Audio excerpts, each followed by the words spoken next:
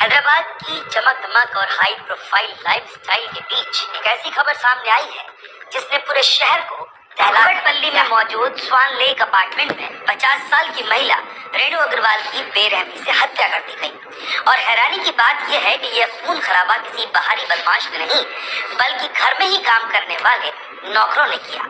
इस वारदात की बेरहमी और बर्बरता ने हर किसी के दिल में डर बैठा दिया है।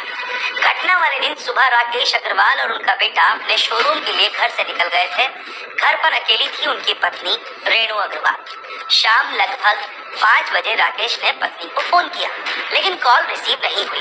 बार बार फोन करने के बावजूद जब कोई जवाब नहीं मिला तो उन्हें कुछ गड़बड़ का एहसास हुआ। वो तुरंत घर लौटे और घर की घंटी बजाई, लेकिन अंदर से कोई आवाज नहीं आई। बेचैन राकेश ने सोसाइटी की मदद ली, प्लम्बर को बुलाया और उसकी मदद से फ्लैट की बालकनी के जरिए वो घर के अंदर दाखिल हुए। लेकिन जैसे ही उन्होंने अंदर कदम रखा, उनकी आंखों के सामने ऐसा मंजर था जिसे देखकर कोई भी हिल जाए।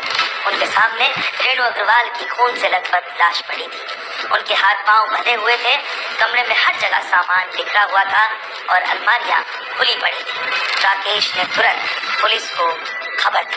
पुलिस की जांच में सामने आया कि रेणु के सिर पर प्रेशर कुकर से कई बार वार किए गए।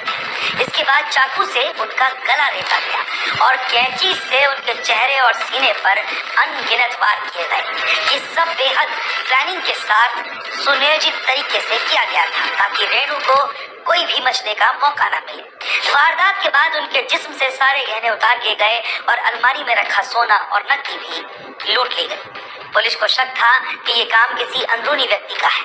जांच के बाद पता चला कि लगभग 11 दिन पहले ही परिवार ने कोलकाता की एक एजेंसी के जरिए झारखंड के रहने वाले हर्षा नामक एक नौकर को काम पर रखा था। उसने अपने दोस्त रोशन को भी बुलाया जो उसी सोसाइटी की 14वीं मंजिल पर काम करता था। दोनों ने मिलकर इस पूरी वारदात की साजिश रची और इसे अंजाम तक पहुंचाया।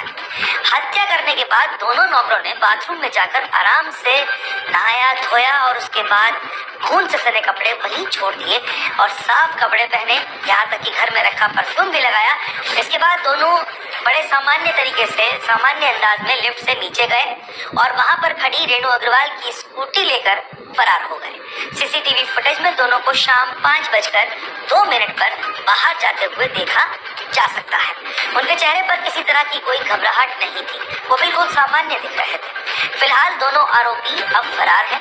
पुलिस को शक है कि वो लोग रांची की ओर भागे होंगे। पुलिस ने उनकी तलाश में 5 टीमें बनाई हैं और क्लूज टीम ने घटनास्थल से फिंगरप्रिंट्स और तमाम सबूत इकट्ठा कर लिए हैं। इस बेरहम और नृशंस हत्या ने पूरे इलाके में सनसनी फैला दी। लोग ये सोचकर सहमे हुए हैं कि भरोसा करने लायक आखिर कौन है जब घर के नौकर की खून और लूट की कहानी को अंजाम तक पहुंचा दे।